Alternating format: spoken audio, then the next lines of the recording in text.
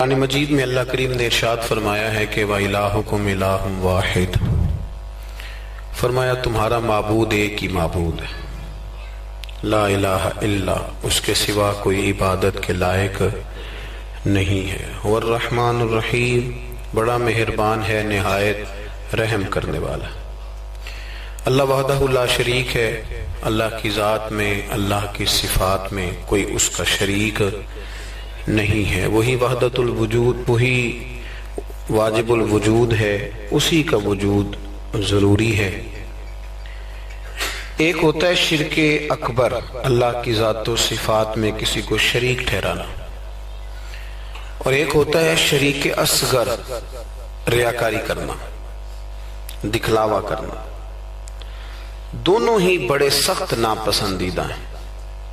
اگرچہ شرک اصغر معاف کر دیا جائے گا، اس کی اصلاح ممکن ہے۔ ہمارے ہاں الحمدللہ امت مسلمہ میں شرک اکبر تو نہیں ہوتا، لیکن شرک اصغر کی بیماری بہت زیادہ ہے۔ دکھلاوا کرنا، ریاکاری کرنا، تصنع کرنا، بناوٹ کرنا، اپنے اعمال کو پیش کرنا، یہ ایک بڑا خوفناک منظر ہے۔ آپ غور فرمائیں کہ جس آدمی کے گھر میں 20 لاکھ روپیہ کیش پڑا ہو، وہ کبھی آ کے نہیں بتاتا کہ گھر میں پیسے پڑے ہوئے، کہ بتاتا ہے؟ اور جس کے گھر میں 10 تولے سونا پڑا ہوا ہو، وہ کبھی آ کے نہیں بتاتا کہ گھر میں پڑا ہے، لیکن جو سویرے تہجد کے وقت اٹھ جائے، وہ سارے محلے کو بتاتا ہے کہ میں اٹھ گیا تھا اور میں نے پڑھی ہے۔ 20 لاکھ روپیہ جو کیش گھر میں پڑا ہے وہ نہیں بتایا، لیکن جو 10,000 روپیہ مسجد میں دے دیا وہ سارے علاقے کو بتایا، حالانکہ وہ بڑی قیمتی نیکی تھی، وہ چھپانے والی تھی، لیکن اس کا اظہار کرنا، اس کو بتلانا۔ حضرت عمر فاروق رضی اللہ تعالیٰ عنہ فرماتے ہیں کہ میں اللہ کے پیارے محبوب صلی اللہ علیہ وسلم کے قبر اطہر کی زیارت کے لیے حاضر ہوا تو حضور کے مزار کے پاس بیٹھ کر حضرت معاذ ابن جبل رضی اللہ تعالیٰ عنہ رو رہے تھے۔ میں نے انہیں دیکھ کے کہا کہ کیوں رو رہے ہو؟ کہنے لگے نبی پاک علیہ السلام کی 2 حدیثیں ہیں جن کی وجہ سے میں بڑا پریشان رہتا ہوں، میں سوچتا ہوں کہیں میں زاد میں نہ آ جاؤں۔ ابن ماجہ میں حدیث موجود ہے۔ حضرت سیدنا عمر فاروق رضی اللہ تعالیٰ عنہ فرماتے ہیں کہ میں نے ان سے پوچھا کہ وہ 2 باتیں کون سی ہیں؟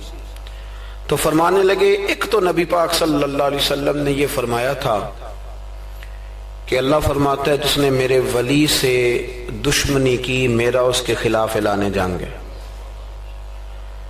تو حضرت معاذ ابن جبل کے رونے کی وجہ محدثین اور شارحین نے یہ بیان کی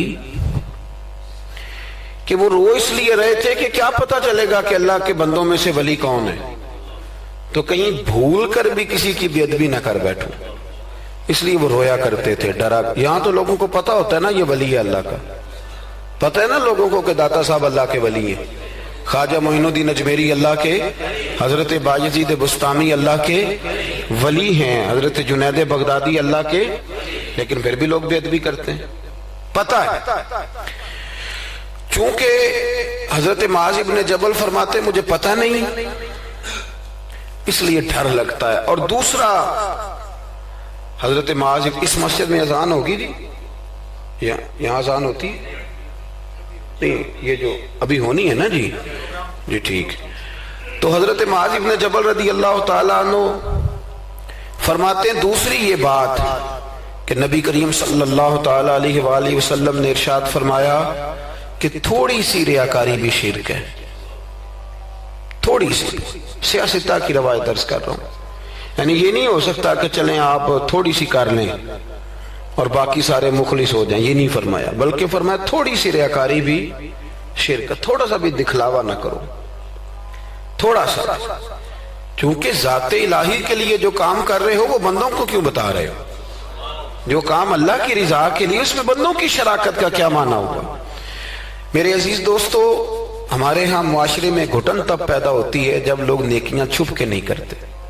بہت سارے لوگوں کو نماز پڑھ کے بھی سکون نہیں ملتا، ذکر کر کے بھی سکون اس لیے کہ کہیں نہ کہیں ان کے دل میں یہ بات بیٹھ جاتی ہے کہ میں نفل پڑھنے لگا ہوں، اللہ کرے کسی کی نظر پڑ جائے اور وہ دیکھ کے کہہ دے کہ میں نہ، کیا میری بات، کیا میرا رویہ ہے۔ حضرت جنید بغدادی رحمت اللہ علیہ فرماتے ہیں کہ ایک شخص تھا میرے زمانے میں جس نے نیک بننے کے لیے نماز شروع کی اور بڑی پکی نمازیں پڑھتا تھا، لیکن جدھر سے گزرتا تھا لوگ کہتے تھے وہ دیکھو ریاکار جا رہا ہے، کیونکہ جس مقصد کے لیے کام کرتا تھا وہ عیاں ہو گیا۔ میرے پاس ایک دن آیا، کہنے لگا حضور نیک نامی کے لیے عبادت شروع کی تھی، الٹا بدنام ہو گیا ہوں۔ تو آپ فرماتے میں نے اسے کہا تو لوگوں کی طرف سے امید اتار کیوں نہیں دیتا کہ لوگ تیری تعریف کریں گے؟ تو ایک ہفتہ اس لیے پڑھ کے میرا اللہ دیکھ لے اور اللہ کے رسول دیکھ لے، اس لیے پڑھ لے ایک ہفتہ، پھر اس کے بعد مجھے بتانا۔ وہ شخص کہتا ہے ابھی پورا ہفتہ نہیں ہوا تھا کہ میرے پورے علاقے نے میری عزت کر دی شروع کر دی۔ اخلاص بڑا ضروری ہے۔ آپ یقین کریں اب تو یہ جو ہمارا مذہبی ماحول ہے نا، اس کے اندر بھی آپ کبھی اشتہار پڑھیں تو ایک صدارت ہوتی ہے، ایک سرپرستی ہوتی ہے، ایک نگرانی ہوتی ہے، ایک خصوصی تعاون ہوتا ہے، ایک مہمان خصوصی ہوتا ہے، ایک فلانے صاحب ہوتے ہیں، ایک فلانے صاحب ہوتے ہیں۔ تو کئی دفعہ بندہ سوچ میں پڑ جاتا ہے کہ یار حد ہو گئی ہے، اس گاؤں میں صرف 6 ہی بندے ہیں، یہی صرف قابل بندے تھے جن کے نام لکھ دیے گئے، اور پھر جس کے پاس نوٹوں کی دتھی ہوتی ہے اس کا فرنٹ سیٹ پہ اس کا نام لکھا ہوا ہوتا ہے، وہ آگے ہوتا ہے۔ ایسے تو نہ کریں آپ۔ اخلاص دیکھیں نا، جو بندہ ویڈیو میں آ گیا اس کا تو سب کو پتہ چل گیا کہ محفل میں آیا ہوا تھا، تو جو ویڈیو میں نہیں آیا اس کا بندوں کو پتہ چلے نہ چلے، رب رسول کو تو پتہ ہے نا کہ آیا ہوا تھا۔ آپ کی اس محفل کا مہمان خصوصی پتہ کون ہے؟ بتا دوں؟ میں نہیں، میں تو سیدھا سٹیج پہ آیا ہوں، سٹیج سے سیدھا گاڑی میں جاؤں گا۔ اس محفل کا مہمان خصوصی وہ ہے جس نے یہاں جھاڑو دیا مسجد میں، جس نے صفیں بچھائی ہیں، جس نے جو پیچھے بیٹھا ہے، جس نے بیچارے نے یہاں سارا دن محنت، جس نے اشتہار لگایا، وہ مہمان خصوصی جس نے محنت کی۔ باقی تو آئے لوگ صدارت کر کے گزر گئے۔ اخلاص والا عمل زندہ رہتا ہے۔ اور اگر آپ ناراض نہ ہوں تو میں تو ریاکاری کا سادہ ترجمہ کیا کرتا ہوں، اگر آپ کہیں تو کر دوں؟ یہ تسی بولے نہیں، 2-4 تے بندے بولے، رہن دینے ہیں، کوئی اور گل کر لے، کر دوں ریاکاری کا سادہ ترجمہ؟ میں ریاکار کو نہ اداکار کہتا ہوں۔ میں کہتا ہوں جو ریاکار ہوتا ہے یہ بنیادی طور پہ تو اداکاری لمبی چلتی کوئی نہیں، بندہ تھک جاتا ہے، اداکاری لمبی نہیں چلتی، لمبا کام اخلاص والا چلتا، وہ تھوڑا ہو وہ اخلاص والا چلتا ہے۔ خلوص کا معاملہ کریں بھئی، کچھ کام تو ایسے کریں جو فقط اللہ اور اس کے رسول کی رضا کے لیے، اور ان کو چھپائیں کہ کوئی بندہ دیکھ نہ لے، چھپا کے رکھیں، مخلص فی الدین، اللہ کی رضا کے لیے۔ حضرت سیدنا عثمان غنی رضی اللہ تعالیٰ عنہ نے نا سیدہ عائشہ صدیقہ رضی اللہ تعالیٰ عنہ کو نے ایک ملازمہ دی تھی، خادمہ کا، اما جی یہ آپ کے کام کاج کر دے گی سارے، یہ آپ کو بہت ساری جو چیزوں کی ضرورت ہوگی فراہم کریں گی، کپڑے دھویا کریں گی، جھاڑو دیں گی، روٹی پکا کے۔ ایک خادمہ دی، کنیز دی۔ وہ کنیز کہتی ہے کہ میں تو گئی تھی حضرت عائشہ کی خدمت کرنے، اور وہاں منظر یہ تھا کہ جناب عائشہ میرے بھی سارے کام کر دیتی تھی۔ وہ روٹیاں پکانے کھڑی ہوتی تو 2 روٹیاں مجھے بھی پکا دیتی، وہ کپڑے دھونے کے لیے کھڑے ہوتی تو کہتی لا تیرا دوپٹہ میں بھی دھو دیتی ہوں۔ وہ میرے سارے ہی کام کر دیتی، لیکن جب کوئی دروازے پہ بھیک مانگنے آتا نا تو جناب عائشہ صدیقہ مجھے پیسے دے کے کہتی جاؤ اسے دے آ۔ تو میں عرض کرتی کہ اماں جی سارے کام آپ میرے بھی کر دیتی ہیں، اور جب باہر کچھ دینے کی باری آتی ہے تو آپ مجھے بھیجتی ہیں، تو اس میں کیا حکمت ہے؟ تو جناب عائشہ صدیقہ رضی اللہ تعالیٰ عنہ کی سوچ دیکھیں، پھر لوٹیں میرے دوست، دیکھیں ہماری اماں ہماری تربیت کیسے کرتی، دیکھیں ان کا انداز فکر کیا ہے سوچنے کا۔ جناب عائشہ صدیقہ رضی اللہ تعالیٰ عنہ فرمانے لگی جب تو باہر جا کے اس کو خیرات دے گی نا تو وہ تجھے دعا دے گی، تو وہ سمجھے گی کہ یہ مجھے دے رہی ہے، وہ دعا بھی تجھے ہی دے جائے گی۔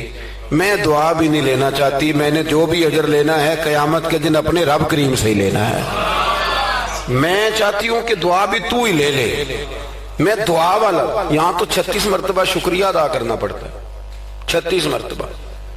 فلانا آیا اس کا بھی شکریہ، فلانا آیا اس کا بھی شکریہ، فلاں صاحب آئے ان کا بھی شکریہ. اتنے شکریہ ادا کرنے پڑتے ہیں. اور ہمارے تو دیہاتوں میں لوگ کہتے ہیں نیکی تے میں کراں پر یہ کہڑا نہ نیکی کر دے. میں کہ چلو انہوں نے کہنے ہیں تساں نیکی کیتی تہاڈے اشتہار چھپوا دیں، بندہ بڑا چنگا بھی میرے نال نیکی کر گیا. اس کے پوسٹر لگنے چاہیے. نیکی کس کے لیے کی تھی؟ بولیے سارے بولیے. تو اللہ کو بتانے کی ضرورت ہے. ہمارے ہاں تو ختموں میں بڑا برا حال ہوتا ہے. ایک لسٹ دی جاتی ہے بڑی لمبی. مجھے بھی ایک جگہ لسٹ دے دی، اس پہ لکھا تھا کہ 5000 قرآن پاک پڑھا ہے. حالانکہ مرنے والے کا اپنا بیٹا ایک سپارہ بھی نہیں پڑھتا، وہ ایک سپارہ بھی نہیں پڑھتا. 5000 قرآن پاک، اتنے لاکھ درود شریف. تو میں نے دعا شروع کی تو میں نے کہا کہ یا اللہ جو پڑھایا جانے والے کی روح کو بخش دے. تو بعد میں مجھے وہ کہنے لگے پیر صاحب آپ نے بتایا نہیں کیا کچھ پڑھا تھا. میں کہا کیا دسنا سا جی، کس کو بتانا تھا؟ ثواب کس نے دینا ہے؟ اس کو ضرورت ہے بتانے کی. معاذ اللہ آپ کیسی بات کرتے. یعنی یہ ثواب بھی اب بندوں کو بتائیں گے. پھر جی یہ 50,000 روپیہ میں اپنے ابا جی کی طرف مسجد دینے لگا ہوں تو یہ ختم میں یہ بھی اعلان کر دیں. اچھا جناب ابا جی آپ کو کیا دے گئے؟ کہنے لگا 2-4 ایکڑ زمین بھی، کاروبار بھی، پیسے بھی. تو میں نے کہا اس نے بھی مسجد میں اعلان کرایا تھا کہ بغیر اعلان کے دے گیا ہے؟ نہیں وہ تو بغیر اعلان کے دے گا. تو اس میں سے 20,000 دے رہا ہے، اس کا بھی اعلان کرا رہا ہے. اور قاری صاحب بیچارے کئی دفعہ خطیب صاحب الجھ جاتے ہیں، اس لیے کہ جب وہ 1000 روپیہ دینے آتا ہے تو کہتا ہے صحیح کر کے دسیا دے محمد بشیر دکھن علامت بندے پہاڑ والا سمجھ لیں. صحیح کر کے بتانا، ہنسنے کے لیے نہیں رونے کے لیے بات کر رہا ہوں. یہ اتنا برا حال ہو جائے گا ہمارا، کس کو بتاتے پھرتے. اور میں نے دیکھا نوٹ کھول کر لوگ لے آتے. اس طرح نہ کرے، نیکیوں کو چھپائیں.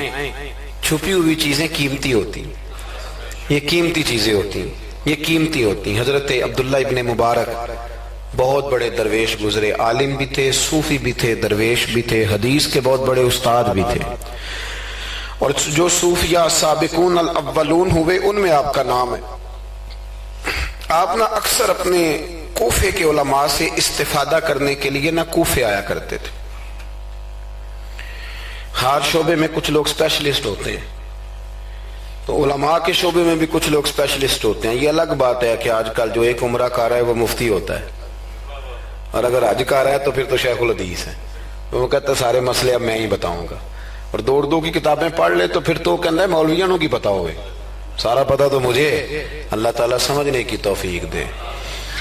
حضرت عبداللہ ابن مبارک جاتے تھے کوفے کے علماء کے پاس، اور وہاں جا کر کے ان سے استفادہ کرتے تھے. اب تو ہوٹل بن گئے ہیں، آپ جس ملک میں جس ایریے میں جاتے ہیں ہوٹل بک کر دیا جاتا ہے، اب وہاں قیام کرتے ہیں. اس زمانے میں یہ طریقہ نہیں تھا.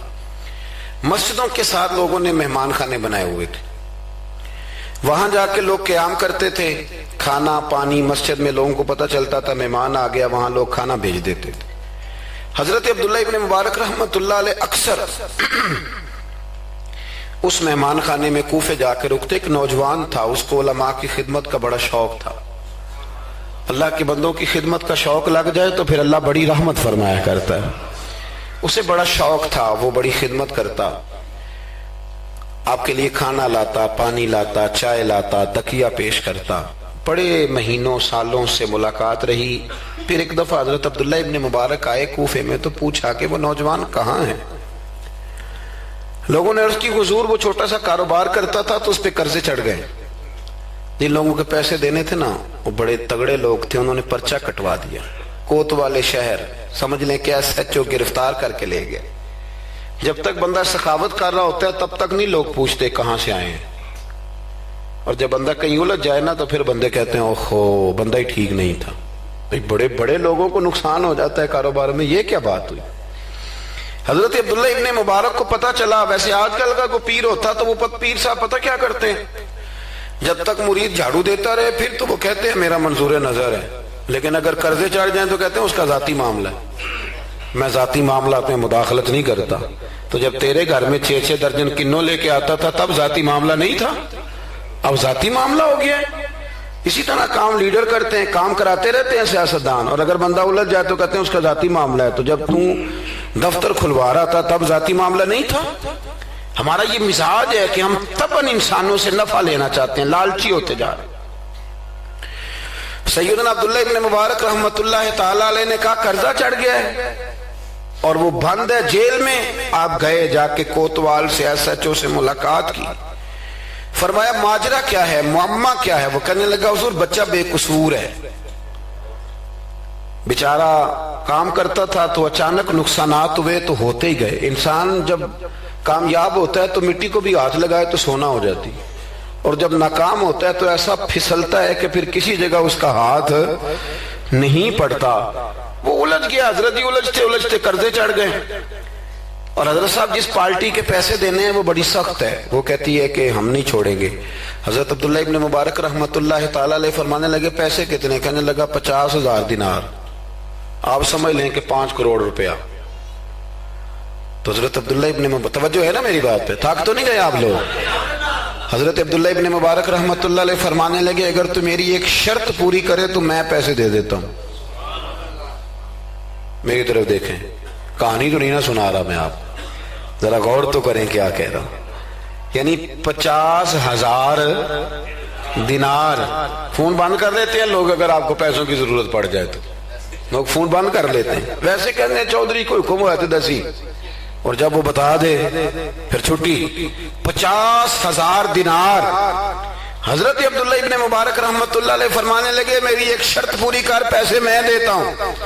اس نے کہا حضور 50,000 دینار ہیں. فرمایا میں نے سن لیا ہے پر میری شرط پوری کر. اس نے کہا حضور وہ کیا؟ تو آپ فرمانے لگے اس نوجوان کو بتانا نہیں اس کے پیسے کس نے دیے, پیسے میں دے دیتا ہوں. اس نے کہا حضرت جی اسے نہیں بتانا. آپ فرمانے لگے اس کے لیے نہیں دینے, میں نے اللہ کی رضا کے لیے دینے, اور جس رب کے لیے میں نے دینے ہیں اسے بتانا نہیں پڑتا, وہ تو دلوں کے حال جانتا ہے, وہ تو علیم بذات الصدور ہے, لہذا بتانا نہیں. اس کو پیسے دے دیے. نوجوان نے بڑی منت کی کوتوال کی, یار اتنے بڑے پیسے کوئی دے گیا, کوئی 10 روپے تو نہیں دینا, اس محسن کا پتہ بتا, میں تو اس کے پوتوں کی بھی نوکری کروں گا. اس نے کہا میں مجبور ہوں, مجھے حکم نہیں, میں نہیں بتا سکتا. وقت گزر گیا, وہ کوتوال بھی کہیں تبدیل ہو گیا. وہ نوجوان کہتا ہے عبداللہ ابن مبارک بوڑھے ہو گئے, اب گھر میں رہتے ہیں, باہر نہیں آتے. زیادہ ذوف آ گیا, اب جس نے پڑھنا ہے کچھ استفادہ کرنا ہے وہ بھی گھر میں حاضر ہوتا تھا. اللہ اکبر. وہ نوجوان کہتا ہے جیسے جیسے میری عمر بڑھتی شوق بڑھتا کہ یار میرا محسن مجھے مل جائے, میں اس کے پیر ہی چوم لوں ایک دفعہ. اتنا عظیم آدمی. اس کے بعد کئی دفعہ حضرت عبداللہ ابن مبارک ملے بھی. نوجوان کہتا ہے وہ جب بھی مجھے ملتے میں انہیں کہتا بابا جی نیک تو آپ بھی بڑے ہیں پر بندہ تو وہ تھا نا جو میرے پیسے دے گیا. تو وہ فرمایا کرتے چل دعا کرنا اللہ مجھے بھی کوئی کام کرنے کی توفیق دے, دعا کرنا. وقت گزر گیا, 15 سال بیت گئے. ایک دن وہ کوتوال کہیں رستے میں مل گیا تو اس نوجوان نے نا سر سے پگڑی اتار کے پیروں میں رکھ دی. کہنے لگا تجھے اللہ رسول کا واسطہ, میں کہیں شکریہ ادا کرنے سے پہلے ماری نہ جاؤں, میرے محسن کا پتہ تو بتا دے, ایک دفعہ بتا وہ کون ہے. وہ کوتوال کہنے لگا تو نے قسم ہی بڑی دے دی ہے, تجھے واقعی نہیں پتا وہ کون ہے, تو نہیں جانتا؟ کہا نہیں. کہنے لگا روز تو ان کی بغل میں بیٹھا ہوتا تھا, بعد میں بھی کئی دفعہ اکٹھے دیکھا. کہا کیا مطلب؟ کہنے لگے حضرت عبداللہ ابن مبارک. وہ نوجوان کہتا ہے میں اتنا تیز دوڑا کہ پگڑی گر گئی, جوتے ٹوٹ گئے, پیروں میں زخم ہو گئے, پر میں بھاگا کہ میں شکریہ ادا کروں. میری اجرت میری محنت سے زیادہ کیوں ہے, میرے محسن تیرے احسان سے ڈر لگتا ہے. کہتے ہیں دوڑا گیا, لیکن قربان جاؤں جب عبداللہ ابن مبارک کے گھر کے باہر پہنچا تو رش لگا ہوا تھا. میں نے لوگوں سے پوچھا کیا ہوا, تو کہنے لگے 2 گھنٹے گزرے عبداللہ ابن مبارک انتقال کر گئے. یہ ابھی 2 گھنٹے گزرے, یہ ابھی 2 گھنٹے گزرے. ابھی بے قدراں کچھ قدر نہ جاتی, کیتی خوب تسلی ہو, دنیا دار پجاری زر دے, کتیاں دے گل ٹلی ہو, بک بک روشن اکھیاں تکیو ویکھ حویلی کلی ہو, تے کوچ نصیر اساں جدوں کیتی پہ جانی تھر تھلی ہو. دنیا جمع ہو گئی, لوگ رو رہے ہیں. وہ نوجوان کہتا ہے کہ میں اندر داخل ہوا تو سفید کفن میں میں نے نورانی چہرے والا بابا لیٹے ہوئے دیکھا, اور میں نے پھر اپنی داڑھی ان کے پیروں میں رکھی, اور میں نے کہا بابا آپ نے تہجدیں کتنی پڑھی آپ جانے اور آپ کا رب جانے, قرآن کتنے ختم کی آپ جانے اور اللہ جانے, کتنے لوگوں کو علم حدیث دیا آپ جانے اور آپ کا رب جانے، پر جو آپ نے میرے ساتھ کیا ہے نا، مجھے امید ہے اس ایک نیکی کی برکت سے ہی رب آپ کو جنت عطا کر دے۔ یارو کوئی کام کرنا بھی تو اسے دکھا لینا، اس پر اس قدر زیادہ تشریف رکھیں جی، اللہ خوش رکھے آپ کو۔ میں تو خدمت تھوڑی کرانے آیا ہوں، اللہ آپ کو بہت ساری عزتوں سے نواز۔ میری خدمت اتنی ہے کہ آپ میری کوئی ایک بات سمجھ جائیں، اللہ آپ کو جزائے خیر دے۔ عزیز دوست، اگر مزاج میں خلوص ہو، دیکھیں نا، بیوی کو آپ سارا خرچہ دیں، اس کی ہر بات مانے، لیکن اسے پتہ چل جائے کہ میرے ساتھ مخلص نہیں، کہیں اور بھی اس کی نظر ہے، تو گھر بستا ہے۔ اور اگر خامن کو پتہ چل جائے کہ کپڑے بھی وقت پہ دھو کے دیتی ہے، روٹی بھی ٹائم پہ پکاتی ہے، لیکن میرے ساتھ مخلص نہیں، تو گھر چلتا ہے؟ اخلاص نہ ہو تو گھر نہیں چلتا، تو پورا دین کیسے چلے گا؟ لیکن لوگ دکھاتے پھرتے ہیں، اپنا آپ بتاتے پھرتے ہیں، الجھ گئے ہیں۔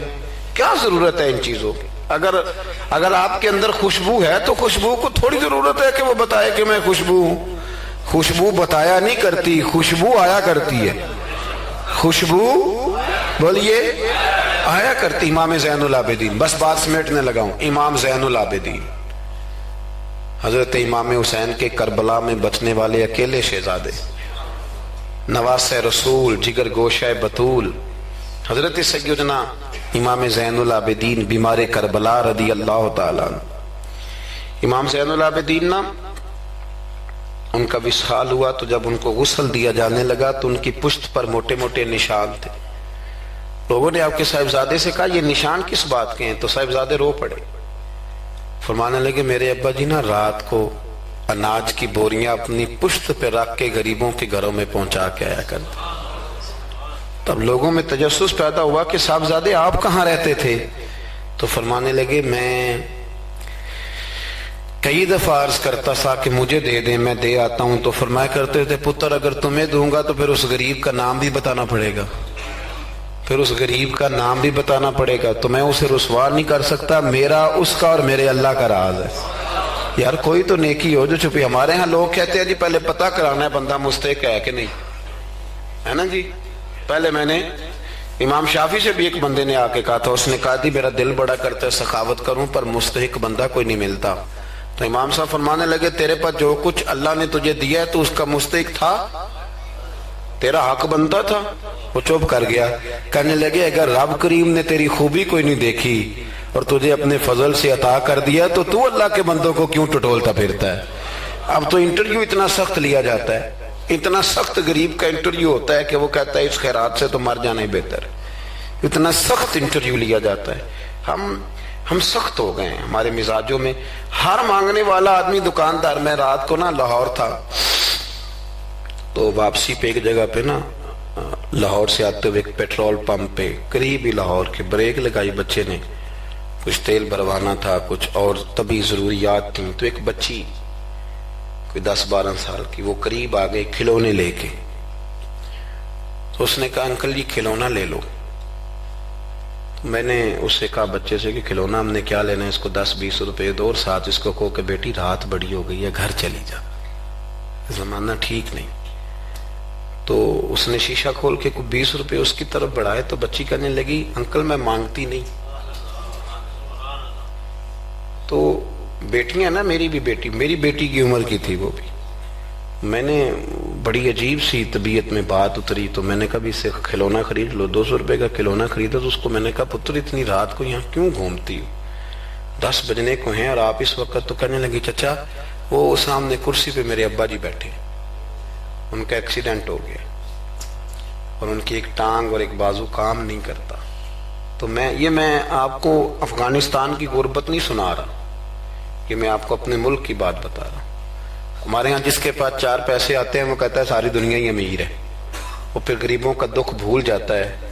تو کہنے لگی وہ میرے ابا جی بیٹھے ہیں، میں ان کے ساتھ آئی ہوں، تھوڑا سا سامان اور بیچنا ہے پھر ہم نے گھر چلے جانا ہے۔ تو وہ ساری رات میری آنکھوں کے سامنے بچی گھومتی رہی، میں سوچتا رہا کہ اللہ تو مہربانی فرما، بیٹیاں تو برابر ہوتی ہیں، بیٹیاں تو برابر ہوتی ہیں۔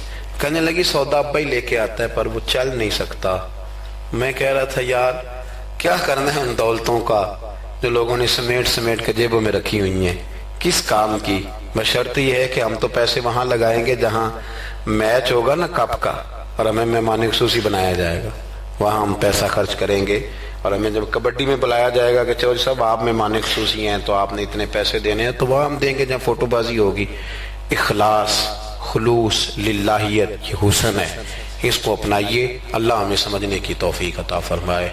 میں مسافر سا آدمی ہوں، ابھی ایک جگہ پہ اور بھی آگے جانا ہے، اور یہ بھی دعا کریں کہ رات کا وقت ہے، کوئی رستہ آسانی سے مل جائے.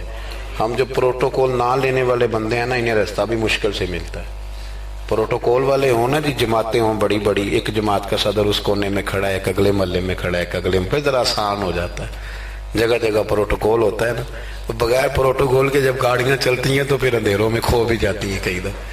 اللہ تعالیٰ آپ کو بڑی عزتیں عطا کرے اور بہت ساری برکتیں دے. میں دعا کے بعد رخصت لوں گا، کیونکہ جب آپ ملنے کے لیے دوڑتے ہیں تو کئی دفعہ بڑی دقت ہوتی ہے کہ یار لوگ پیار کر رہے تھے کیوں نکل گئے، لیکن آگے بھی کچھ لوگ انتظار کر رہے ہیں. اللہ آپ کو سلامتی عطا کرے. اللہم صلی علی سیدنا ومولانا محمد عدد ما فی علم اللہ صلاۃ دائمۃ بدوام ملک اللہ. اللہ جن لوگوں نے بندوبست کیا ان کی کوشش قبول فرما، جو تشریف لائے انہیں قدم قدم پہ راحتیں عطا فرما. اے عرش و فرش کے مالک ہمارے گناہ معاف کر دے، ہمارے گناہ معاف کر دے، ہمارے گناہ معاف کر دے. بھول جاتے ہیں ہم سے درگزر فرما، ہمارے حق میں رحمت والے فیصلے فرما.